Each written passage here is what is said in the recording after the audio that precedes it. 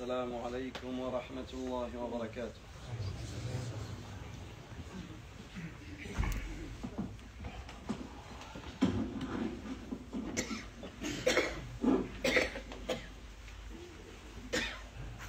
الله أكبر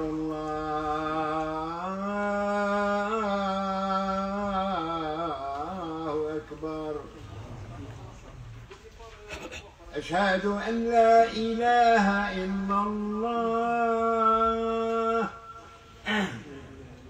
أشهد أن لا إله إلا الله. أشهد أن محمدا رسول الله. أشهد أن محمدا رسول الله.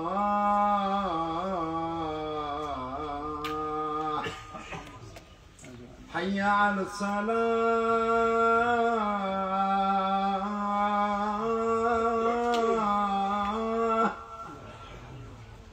حي على الصلاة.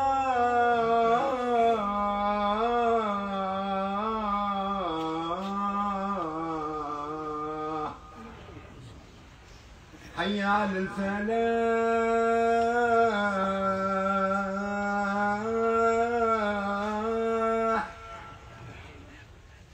حي على الفلاح.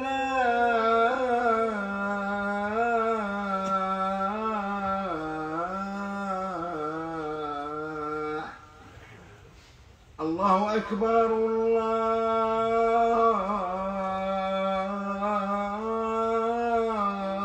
الله أكبر. لا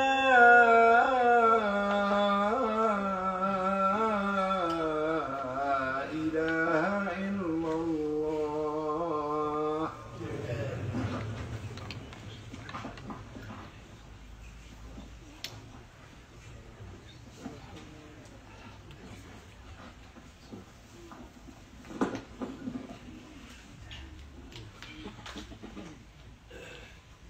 تقاربوا بارك الله فيكم. Ici la mention maximum. إن الحمد لله نحمده ونستعينه ونستغفره ونعوذ بالله من شرور أنفسنا ومن سيئات أعمالنا. من يهده الله فلا مضل له ومن يضلل فلا هادي له. وأشهد أن لا إله إلا الله وحده لا شريك له وأشهد أن محمدًا عبده ورسوله صلى الله عليه وعلى آله وصحبه أجمعين. أيها المسلمون عباد الله، أوصيكم ونفسي بتقوى الله، فإن من اتقى الله وقاه وأرشده إلى خير أمور دينه ودنياه. Chers serviteurs d'Allah tabaraka wa ta'ala, je vous recommande ainsi qu'à moi-même la crainte d'Allah Azza wa Jal, car celui qui craint Allah tabaraka wa ta'ala doit savoir qu'il vivra la meilleure des vies. Celui qui craint Allah tabaraka wa ta'ala sera élevé ici-bas et dans l'au-delà. Et le fait de craindre Allah, c'est le fait d'obéir au Seigneur de l'univers tout en s'écartant de la désobéissance. Arrêtons-nous aujourd'hui sur une adoration magnifique. Arrêtons-nous aujourd'hui sur un acte que l'on répète plusieurs fois par jour et que malheureusement beaucoup d'entre nous ne prennent pas en considération l'importance de cet acte. Beaucoup d'entre nous vont négliger cet acte. Il faut savoir que l'adoration, c'est la soumission totale à Allah tabaraka wa ta'ala. L'adoration, c'est l'amour profond que tu as envers Allah tabaraka wa ta'ala, que tu vas retranscrire par des actes. L'adoration est le meilleur moyen d'atteindre la perfection humaine. Plus tu vas adorer Allah et plus tu vas te rapprocher de la perfection. Il faut savoir que à la tête de cette adoration, il y a le sujoud, la prosternation. Le sujoud, lorsque tu le fais, tous tes membres vont se prosterner, tous tes membres vont se soumettre à Allah tabaraka wa ta'ala. Comme le dit Cheikh al-Islam ibn Taymiyyah rahmatullahi alayhi, il dit, la partie la plus noble de ton corps, c'est le visage. Et la prosternation, c'est le fait de poser ton visage par terre pour Allah, tabaraka wa ta'ala, en te soumettant. Et cela est le summum de l'adoration, c'est le summum de la soumission, et c'est la plus grande chose que l'être humain peut faire. La plus belle des choses, la plus grande chose que tu peux faire, c'est le sujoud, c'est la prosternation. Et malheureusement, certains vont négliger cette prosternation. Certains ne prient pas. Peut-être qu'ils viennent le vendredi, mais en dehors du vendredi, ils ne se prosternent pas. La prosternation n'est pas que le vendredi. La prière n'est pas que le vendredi. Tu te prosternes chaque jour pour le Seigneur de l'univers, subhanahu wa ta'ala. Ou d'autres, ils vont accomplir leurs 5 prières, mais ils vont négliger leur prosternation.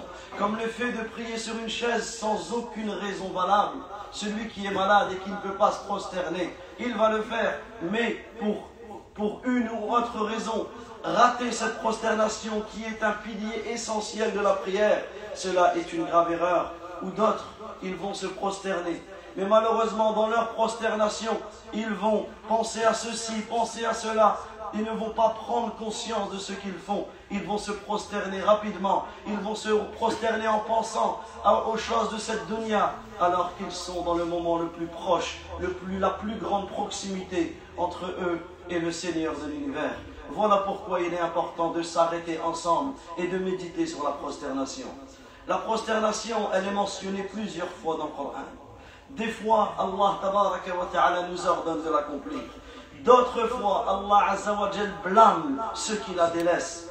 D'autres fois, Allah tabaraka wa ta'ala nous incite à accomplir. Il nous informe que la prosternation est faite par l'ensemble des créatures. L'ensemble des créatures célestes et terrestres se prosternent pour Allah tabaraka wa ta'ala. Se prosternent pour Allah tabaraka wa ta'ala. Alors, Allah azza wa jal nous informe que les anges se prosternent pour lui. Innal ladhina 'inda rabbik.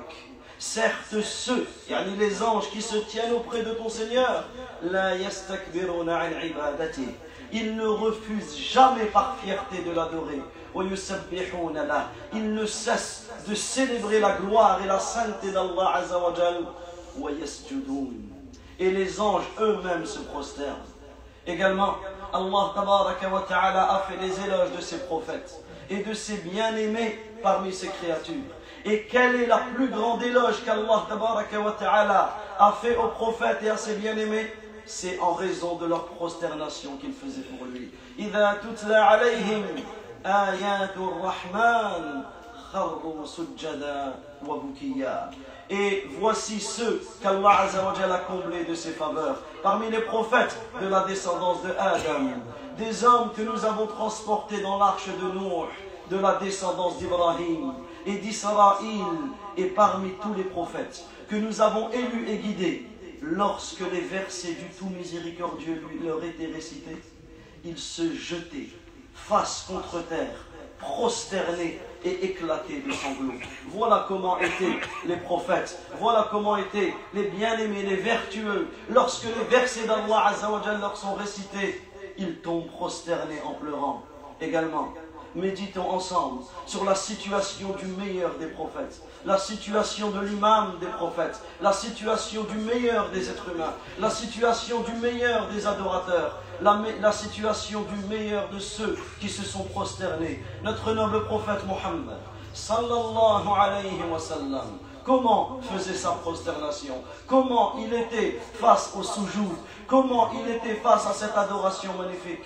Notre noble prophète, alayhi salatu wa salam, il manifestait par son soujoud sa grande soumission, son grand besoin à Allah tabaraka wa ta'ala, à tel point qu'il se prosternait longuement lorsqu'il priait la nuit. Une grande partie de la nuit était réservée à sa prosternation. Aïcha radiyallahu anha, elle dit que notre noble prophète Muhammad sallallahu alayhi wa sallam, il restait prosterné le temps qu'il fallait à l'un d'entre vous pour lire une 50aine de versets avant de relever sa tête.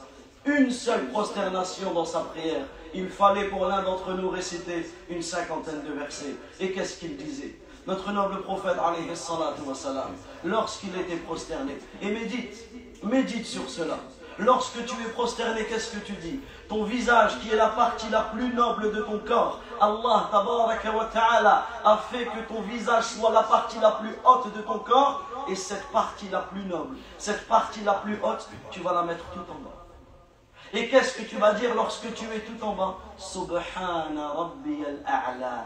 Gloire et pureté à Allah le Très-Haut. Regardez le tawhid, regardez l'unicité d'Allah, regardez le lien entre la prosternation et cette forme d'unicité. Regardez à quel point, lorsque tu es prosterné, tu te dois de prendre conscience que tu es tout petit. Et Allah, tabaraka wa ta'ala, c'est lui le plus grand, subhanahu wa ta'ala. Comment, avec cela, on arrive à se prosterner et à penser à ceci et à penser à cela? Comment, avec cela, on arrive à négliger cette prosternation qui est l'essence même de la soumission, qui est le summum de la perfection de l'être humain? Ta perfection, elle est dans cette prosternation.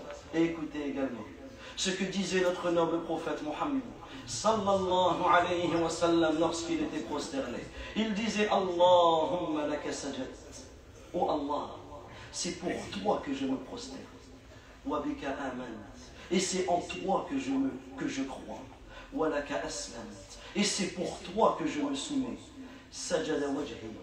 Mon visage s'est prosterné. Lilladhi khalaqa wa sawwara wa shaqa sam'a wa basara. Mon visage se prosterne pour celui qui l'a créé. Regardez toute cette méditation à travers cette prosternation, qui l'a façonné, qui lui a placé l'ouïe et la vue. Tabarakallahu ahsanul khaliqin. Béni soit Allah tabaraka wa ta'ala, le meilleur des créateurs. Chers serviteurs d'Allah Azza wa Jalla, parmi les adorations que les compagnons faisaient, il y avait beaucoup de prosternations qui étaient faites pour Allah tabaraka wa ta'ala, à tel point que les compagnons de notre noble prophète Muhammad sallallahu alayhi wa sallam ont été décrits dans le Coran comme faisant partie de ceux dont tu voyais la trace de la prosternation sur leur visage. Tarahum ruk'a sujjada, tu les vois s'incliner et se prosterner en prière. Pourquoi? Ils recherchent les grâces et la satisfaction d'Allah Azza wa Jal. Simahum fi wujuhihim min athari sujud. Leur visage est marqué par la prosternation. Également, Allah Azza wa Jal a ordonné à l'ensemble des djinns, à l'ensemble des êtres humains de se prosterner pour lui. Fasjudu lillah wa'budu. Prosternez-vous devant Allah Azza wa Jal seul et adorez-le sincèrement. Et sachez qu'Allah Azza wa Jalla a blâmé ceux qui ne se prosternent pas. Fama lahum la yu'minun. Qu'ont-ils à ne pas croire? فإذا قرئ عليهم القرآن لا يسجدون. Et à ne pas se prosterner lorsque le Coran leur est récité. Et subhanallah, même la huppe, le hudhud, cet oiseau, le hudhud de Sulayman, cette huppe qui faisait partie de l'armée du prophète Sulayman, elle a blâmé un peuple parce qu'ils ne se sont pas prosternés pour Allah Azza wa Jal. Allah yasjudu lillah. Ne se prosterne-t-il pas pour celui qui connaît les secrets des cieux et de la terre et qui sait aussi bien ce que vous cachez et ce que vous dissimulez? Regardez, chers serviteurs d'Allah tabaraka wa ta'ala, l'importance de la prosternation. Aqulu qawli hadha وأستغفر الله لي ولكم ولسائر المؤمنين من كل ذنب إنه ولي ذلك والقادر عليه فاستغفروه يغفر لكم إنه هو الغفور الرحيم. الحمد لله رب العالمين وأصلي وأسلم على أشرف الأنبياء والمرسلين نبينا محمد وعلى آله وصحبه أجمعين أما بعد. Chers serviteurs d'Allah Azza wa Jalla, la prosternation, c'est le summum de la soumission d'Allah tabaraka wa ta'ala. Par cette prosternation, tu dévoiles à quel point tu as besoin d'Allah Azza wa Jalla. Tu es indigent, tu es pauvre, tu as besoin du Seigneur de l'univers. Tu te prosternes devant lui, tu t'humilies devant lui, tu te soumets à lui, subhanahu wa ta'ala. C'est pour cela que la prosternation, c'est le meilleur moyen de se rapprocher du Seigneur de l'univers. Wasjud waqtarib. Allah Azza wa Jalla dit: prosterne-toi et rapproche-toi. Allah tabaraka wa ta'ala a ordonné à celui qui se prosterne devant toi de multiplier tes invocations. Pourquoi? Parce que c'est le moment où tu es le plus proche d'Allah tabaraka wa ta'ala. Parmi les noms d'Allah, Al-Qarib, celui qui est proche. Parmi les noms d'Allah, Al-Mujib, Al-Mujib, celui qui répond à tes invocations lorsque tu te prosternes. Médite sur ces deux noms, Al-Qarib, Al-Mujib. Allah tabaraka wa ta'ala, il est proche. Il est proche de ses serviteurs, plus proche que notre veine jugulaire. Et il répond à nos invocations, c'est-à-dire qu'Allah Azza wa Jalla, il sait ce qu'il y a dans nos cœurs, il sait ce que l'on cache, il sait ce que l'on dissimule, il sait exactement ce que l'on pense, il connaît nos intentions, subhanahu wa ta'ala. Allah tabaraka wa ta'ala, il sait ce qu'il y a de bien pour nous, alors il nous a ordonné la prosternation, et il nous a ordonné de multiplier les invocations dans la prosternation, parce qu'Allah tabaraka wa ta'ala, il répond à tes invocations. Le prophète alayhi salatu wa salam, il dit que le moment où le serviteur est le plus proche de son Seigneur, c'est lorsqu'il se prosterne. Alors multipliez les invocations. Multipliez les invocations. Également, prenons conscience que l'œuvre la plus aimée auprès d'Allah tabaraka wa ta'ala, c'est la prière. L'œuvre la plus aimée auprès d'Allah Azza wa Jal, c'est la prière. Et la prosternation, c'est le meilleur acte de toute la prière. De toute la prière, la prosternation, c'est le meilleur des actes. Aucun pilier de la prière ne se répète deux fois dans une même raka'a. Aucun pilier de la prière ne se répète deux fois dans une même raka'a, à part la prosternation. La surface de la terre que tu vas toucher par la prosternation, elle est plus grande que celle que tu touches durant tous les actes de la prière. Parce que le serviteur se prosterne sur cette partie. C'est pour cela qu'il est important de savoir se prosterner. Ne serait-ce que dans ce que l'on dit, dans la concentration que l'on doit avoir, mais même dans la manière. Sallu kama ra'aytumuni usalli. Le prophète alayhi salatu wa salam, il dit priez comme vous m'avez vu prier. Et il se prosternait sur cet os. Si tu ne te prosternes pas sur ces 7 parties, ta prosternation n'est pas valable, donc ta raka'at n'est pas valable, donc ta prière n'est pas valable. Premièrement, tu te prosternes sur cet os-là, le front, le nez. Deuxièmement, sur tes deux mains. Tes deux mains doivent toucher le sol, tes deux genoux et tes deux plantes de pied joints. Tu te dois de te prosterner comme le prophète alayhi salatu wa salam s'est prosterné. Également, parmi les mérites de la prosternation, nous sommes dans la mosquée. Comment on appelle une mosquée en arabe? Masjid. Ça veut dire quoi en arabe, masjid? Ça veut dire le lieu où on fait le soujoud. Masjid. C'est les mêmes lettres que soujoud. Le signe, le djinn, le sajada. Masjid, c'est le lieu où on se prosterne. Regardez pourquoi? Parce que la prière, on ne vient pas, on ne fait pas que des prosternations, on fait des prières complètes, mais parce que la prière, c'est la prosternation, c'est l'acte le plus noble de ta prière, alors la mosquée a été appelée Masjid. Également, Ibn al-Qayyim, rahimahullah, il dit, la prosternation, c'est le secret de la prière. Son pilier le plus important est l'acte avec lequel on clôture une raka'a. Tous les piliers qui précèdent la prosternation servent d'introduction à la prosternation. Médite sur cela. Quand tu dis Allahu Akbar et tu entres en prière, tu prépares ta prosternation.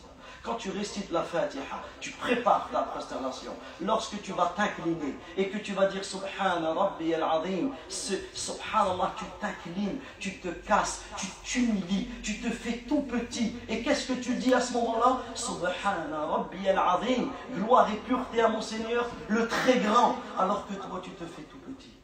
Ensuite, Sami Allahu liman hamida. Allah Azza wa Jalla répond à celui qui a fait les louanges. Alors comme Allah, il te répond. Si tu lui fais les louanges, tu dis Hamdan, kathiran, tayyiban, mubarakan fi, tu fais les éloges à Allah, à ce moment-là, Allah il répond à tes invocations. Donc comment tu vas invoquer? Tu tombes prosterné. À ce moment-là, tu prosternes et tu invoques Allah tabaraka wa ta'ala. Également, la prosternation, chers serviteurs d'Allah, c'est une marque de soumission, c'est une marque de recueillement, c'est une humilité face à la grandeur d'Allah tabaraka wa ta'ala. À chaque fois que tu te prosternes, tu es élevé en degré. À chaque fois que tu te prosternes, tes péchés sont effacés. Le prophète alayhi salatu wa salam, il dit, multiplie les prosternations pour Allah, car tu n'accompliras pas une prosternation sans qu'Allah ne t'élève par cela d'un degré et qu'il ne t'efface tes péchés également. Lorsque tu vis des difficultés, lorsque tu vis des épreuves, lorsque les angoisses s'intensifient, lorsque la tristesse t'envahit, sache que le meilleur moyen de dissiper tous tes malheurs, c'est la prosternation. Le prophète, alayhi salatu wa salam, il fut démenti par son peuple, il s'est fait moquer par son peuple, il s'est fait persécuter par son peuple, ses compagnons se sont fait tuer, ils se sont fait persécuter, frapper, torturer, à tel point que le cœur de notre noble prophète, alayhi salatu wa salam, sa poitrine s'est serrée. Il était triste, mais Allah, tabaraka wa ta'ala, il lui a ordonné quoi? Il lui a ordonné la prosternation. Également, la prosternation, chers serviteurs d'Allah Azza wa Jal, elle suscite, elle provoque la colère du shaitan, elle provoque la tristesse du shaitan. Lorsque tu te prosternes, à chaque fois que tu te prosternes, shaitan il te regarde, il s'isole dans un coin et il pleure. Il pleure pas parce qu'il regrette, il pleure parce qu'il a peur. Qu'est-ce qu'il dit? Il dit, il sait, il voit le croyant répondre à son Seigneur. Il s'isole en pleurant. Et qu'est-ce qu'il dit? Malheur à moi. On m'a ordonné de me prosterner et j'ai refusé et j'irai en enfer. Et lui, on lui a ordonné de se prosterner. Il a accepté et il ira au paradis.